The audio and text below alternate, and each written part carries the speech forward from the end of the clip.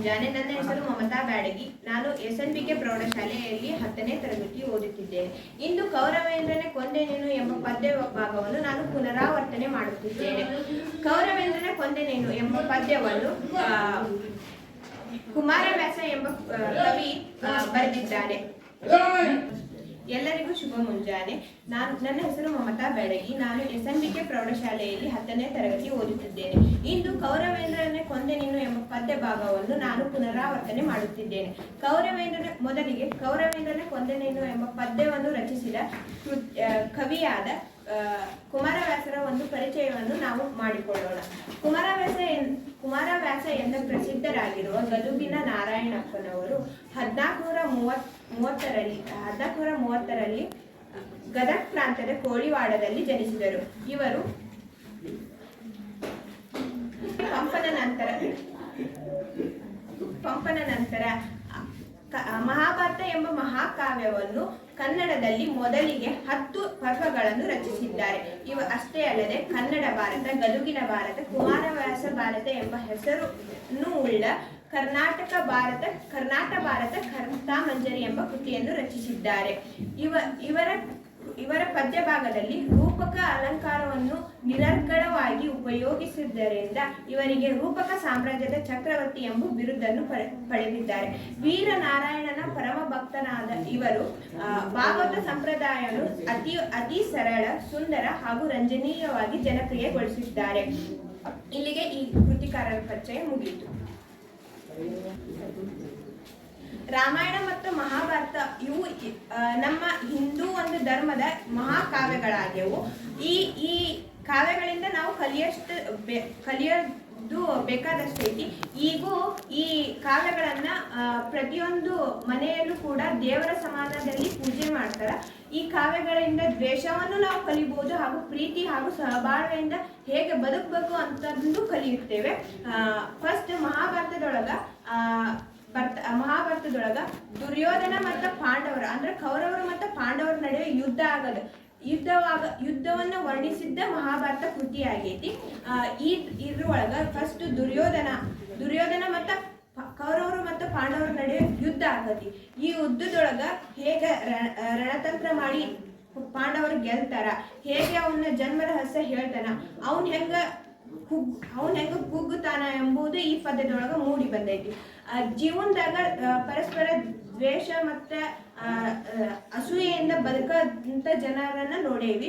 ಈಗ ಸಹಬಾಳ್ವೆಯಿಂದ ಯಾವ ಜನರು ಬದುಕಂಗಿಲ್ಲ. ಅವರ ಒಂದು ಹಿರಿಮೆ ಅಥವಾ ಗರ್ವದಿಂದ ಗೋಸ್ಕರ ಅನ್ನೋದ್ರು ಯುದ್ಧವನ್ನ ಮಾಡೇ ಅವರು ಜಯಶಾಲಿ ಆಗಬೇಕು ಅಂತಂದು ಅನ್ಕೊಂಡಿರ್ತಾರ. ಅದರಿಂದ ನೋವು ಸಾವುಗಳು ಅಪಾಯ ಅನ್ನೋದಿದ್ರು ಗೊತ್ತಿದ್ರು ಅವರ ಒಂದು ಪ್ರತಿಷ್ಠೆಗಾಗಿ ಯುದ್ಧವನ್ನ ಮಾಡೇ ತೀರ್ತಾರ. ಅಂಥದ್ರೊಳಗ ಮಹಾಭಾರತದ ಯುದ್ಧ ಒಂದಾಗೈತಿ. ಇದ್ರೊಳಗ ಶತ್ರುವಿನ ಒಂದು ಬಣವನ್ನ ಹೆಂಗ ಅವ್ರ ನೆಗೆಟಿವ್ ಪಾಯಿಂಟ್ಸ್ ತಗೊಂಡು ನಾವು ಹೆಂಗ ಗೆಲ್ಬೇಕು ಅನ್ನೋದ ಈ ಪದ್ಯದೊಳಗ ಮೂಡಿ ಬಂದೈತಿ. ಶ್ರೀಕೃಷ್ಣ ಅದನ್ನೆಲ್ಲ ಕೌರವರೊಳಗ ಏನು ಋಣಾತ್ಮಕ ಒಂದು ಅಂಶ ಐತಿ ಅದನ್ನೊಂದು ಇಟ್ಟುಕೊಂಡು ಈ ಯುದ್ಧವನ್ನ ಹೆಂಗ ಗೆಲ್ತಾನ ಎಂಬುದು ಈ ಪದ್ಯದೊಳಗ ಮೂಡಿ ಬಂದೈತಿ. ಪದ್ಯದ ಭಾಗವನ್ನು ನೋಡ್ತಾ ಹೋಗೋಣ. ಮೊದಲ ಒಂದು ಪದ್ಯ ಭಾಗದಲ್ಲಿ ಶ್ರೀಕೃಷ್ಣ ಕೌರವನ್ನ ಕರೆಸ್ಕೊಂಡು ರಥದಲ್ಲಿ ನನ್ನ ಪಕ್ಕ ಕುತ್ಗಬಾ ಅಂತಂದು ಕರೀತಾನ. ಆವಾಗ ಅವನ್ಗೆ ಒಂದು ಪ್ರಶ್ನೆವನ್ನು ಹುಡ್ತತಿ. ಕರ್ಣನಿಗೆ ಒಂದು ಪ್ರಶ್ನೆ ಹುಡ್ತತಿ. ಏನಂದ್ರೆ ನಾನು ನಿನ್ ಸಮಾನ ಕುತ್ಕೋಬೋದ ಅಂತಂದು ಒಂದು ಪ್ರಶ್ನೆ ಹುಡ್ತತಿ. ಆಗ ಕೃಷ್ಣ ಹೇಳ್ತಾನ, ಇಲ್ಲಿ ಯಾದವರಿಗೂ ಮತ್ತ ಪಾಂಡವರಿಗೆ ಯಾವುದೇ ಭೇದವಿಲ್ಲ, ನೀನು ನನ್ನ ಮೈದುನ ಅಂತಂದು ಹೇಳ್ತಾನ. ಆವಾಗ ನಿನ್ ಸಮಾನ ನಾ ಹೆಂಗ್ ಕುತ್ಕೋಬಾರ್ದು, ಕೌರವರಿಗೂ ಮತ್ತು ಪಾಂಡವರಿಗೆ ಭೇದ ಹೊಂದತಿ ಅಂತಂದು ಅವನಿಗೆ ಮತ್ತೆ ಪ್ರಶ್ನೆ ಹುಡುಕ್ತತಿ. ಆಗ ಅವನು, ನೀನು ಯಾರು ಬೇರೆ ಅಲ್ಲ, ನಾನು ನಿನಗೆ ಒಂದು ಸತ್ಯವನ್ನ ತಿಳಿಸ್ತೀನಿ, ಬಾ ನನ್ನ ಪಕ್ಕದಾಗ ಕುತ್ಗ ಅಂತಂದ್ರೆ ರಥದೊಳಗ ಅವನ ಪಕ್ಕದಾಗ ಕುಂದ್ರಿಸ್ಕೊಂಡು ಇದೊಂದು ಭಯದ ಬಿತ್ತಿಯನ್ನ ಅವನಲ್ಲಿ ಬಿತ್ತತಾನ. ಯಾರಲ್ಲಿ? ಕರ್ಣನಲ್ಲಿ ಬಿತ್ತತಾನ. ಶ್ರೀಕೃಷ್ಣ ಆದ ಅವನು ಕರ್ಣನಲ್ಲಿ ಬಿತ್ತಾನ.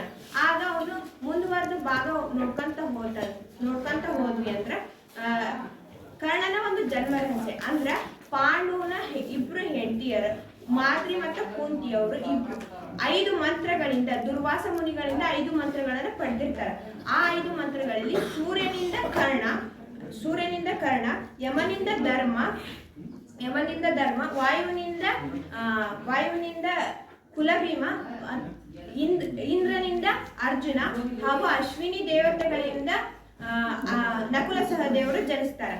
ಮೊದಲಿಗೆ ಕುಂತಿ ಪಾಂಡವನ ಹೆಂಡತಿ ಕುಂತಿ ಫಸ್ಟ್ ಸೂರ್ಯನಿಂದ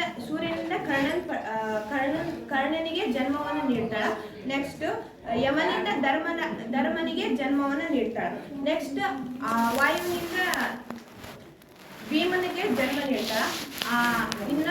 ಇಂದ್ರನಿಂದ ಅರ್ಜುನನಿಗೆ ಜನ್ಮ ನೀಡ್ತಾಳೆ. ಇನ್ನು ಒಂದು ಮಂತ್ರವನ್ನ ತನ್ನ ಸೌತಿ ಅಂದ್ರೆ ಪಾಂಡುವಿನ ಇನ್ನೊಬ್ಬ ಹೆಂಡತಿಯಾದ ಮಾದ್ರಿಗೆ ಕೊಡ್ತಾಳ. ಮಾದ್ರಿ ಅಶ್ವಿನಿ ದೇವತೆಗಳಿಂದ ವರಬಲದಿಂದ ನಕುಲ ಸಹದೇವರು ಜನಿಸ್ತಾರೆ.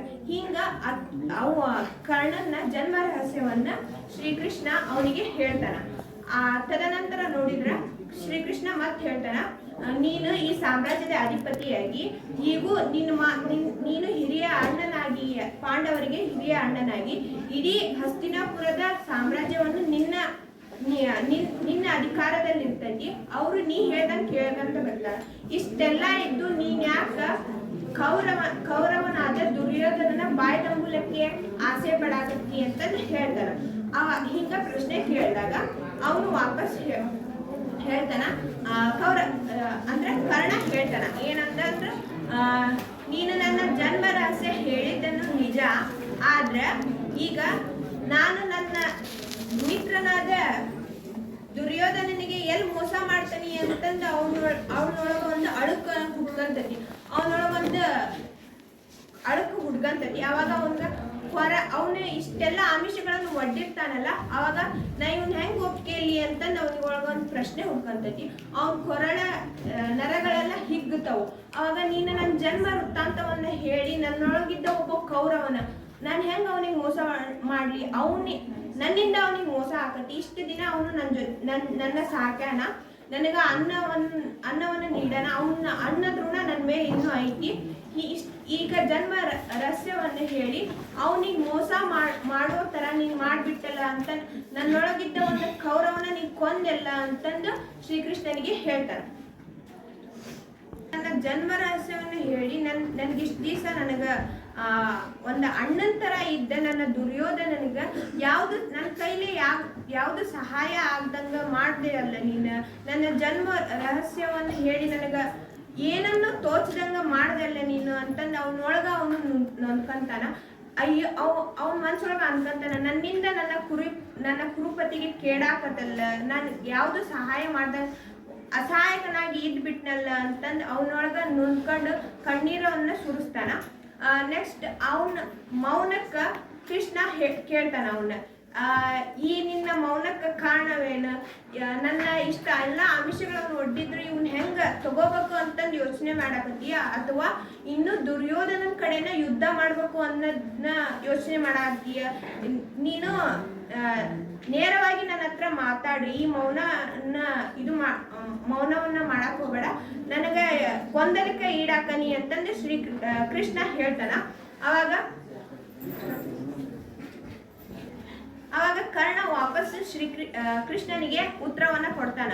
ನಾನು ಈ ಭೂಮಿಗೆ ಆಸೆ ಪಡ್ತೇನೆ ಅಂತ ನೀ ಹೆಂಗ ತಿಳ್ಕೊಂಡಿ, ನನಗ ಇಷ್ಟ ದಿವಸ ನನ್ನ ಅಣ್ಣನಾಗಿ ಸ್ಥಾನದಲ್ಲಿ ಒಂದ ಸಹೋದರನ ಸ್ನೇಹಿತನಾಗಿ ನನ್ನ ಸ್ಥಾನದಲ್ಲಿ ನಿಂತಿದ್ದ ದುರ್ಯೋಧನಗ ಅವನ ಶತ್ರುಗಳ ಈಗ ನನ್ನ ಶತ್ರುಗಳು, ಅವನ ಛಲಾನ ನನಗ್ ಛಲ, ಅವನ್ ಏನ್ ಮಾಡ್ತಾನ ಅದು ಎಲ್ಲ ನನಗ ಆಗ್ಲಿ, ಅವನ್ಗೆ ಏನಾಗತಿ ಅದೆಲ್ಲ ನನಗ ಆಗ್ಲಿ, ನಾನು ಅವನ ಋಣವನ್ನ ತೀರಿಸ್ತೇನೆ ಹೊರತು ಈ ನಿನ್ನ ಆಮಿಷಗಳಿಗೆ ನಾನು ಬಗ್ಗೋಂಗಿಲ್ಲ ಅಂತಂದು ಹೇಳ್ತಾನ. ಅವಾಗ ಕೃಷ್ಣ ಅದನ್ನೆಲ್ಲ, ಯಾಕ ನಿನಗ ಪಾಂಡವರ ಜೊತೆ ಸೇವೆ ಮಾಡ್ಕೊಳಕ ಅಥವಾ ಈ ರಾಜ್ಯವನ್ನ ಆಳಕ ಕಷ್ಟಕತೆ ಅಥವಾ ಏನಾದ್ರೂ ಒಂದು ಅಳುಕು ಮೂಡ್ತದೆ ಅಂತಂದು ಕೇಳ್ತಾರೆ. ಇಲ್ಲ, ನನಗೆ ಯಾವುದೇ ಅಳುಕು ಮೂಡಂಗಿಲ್ಲ, ಇಷ್ಟು ದಿನ ನನಗ ಸ್ನೇಹಿತನಾಗಿ ನಿಂತಿದ್ದ ದುರ್ಯೋಧನ ಅವನ ಅಣ್ಣನ ಋಣ ಮತ್ತ ಅವನ ಒಂದು ಸ್ನೇಹವನ್ನ ನಾನು ಬಿಡಂಗಿಲ್ಲ. ಬಿಡಂಗಿಲ್ಲ. ಅವನ ಋಣನ ನಾ ತೀರ್ಸೇ ಸಾಯಿಸ್ತೇನೆ. ನಾಳೆ ಯುದ್ಧ ಆಗೇ ಆಕತಿ. ಆ ಯುದ್ಧದೊಳಗ ಬಲಭಾಗದಲ್ಲಿ ಪಾಂಡವರು ಇರ್ತಾರ, ಎಡಭಾಗದಲ್ಲಿ ಕೌರವರು ಇರ್ತಾರ. ನಾನು ಪಾಂಡವರನ್ನ ಒಟ್ಟ ಮುಟ್ಟಂಗಿಲ್ಲ.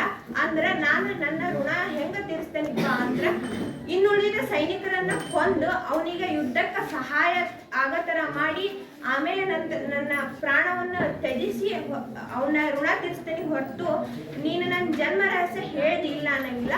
ಆದ್ರೆ ನನ್ನ ಸಹೋದರ, ಈಗ ನನಗೆ ಗೊತ್ತಾಗೈತಿ ನನ್ನ ಸಹೋದರ ಯಾರು ಅಂತ, ಅವ್ರನ್ನ ಒಟ್ಟ ಮುಟ್ಟಂಗಿಲ್ಲ, ಅವ್ರಿಗೇನು ನೋವನ್ನು ಉಂಟು ಮಾಡುವುದಿಲ್ಲ. ಹಂಗ ನಾನು ನನ್ನ ಸ್ನೇಹಿತನ ಒಂದು ಋಣವನ್ನು ತೀರಿಸ್ತೇನೆ ಅಂತ ಹೇಳ್ತಾನೆ.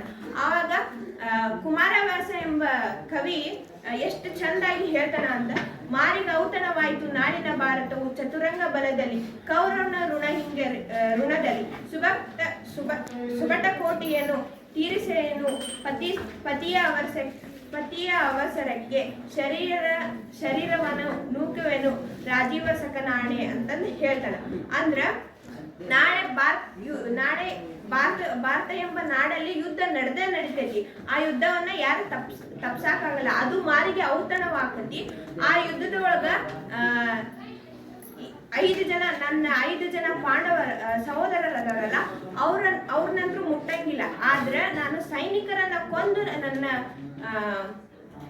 ಸ್ನೇಹಿತನಾದ ದುರ್ಯೋಧನಿಗೆ ಸಹಾಯ ಮಾಡ್ತೇನೆ ಎಂಬ ಒಂದು ಕರ್ಣನ ಒಂದು ಸ್ನೇಹ, ಅವನ ಪ್ರೀತಿ, ಅವನ ವಿಶ್ವಾಸ, ನಂಬಿಕೆಯನ್ನ ಇಲ್ಲಿ ಉಳಿಸ್ಕಂತಾನ ಅನ್ನೋದು ಈ ಪದ್ಯದೊಳಗ ಮೂಡಿ ಬಂದೈತಿ. ಧನ್ಯವಾದಗಳು.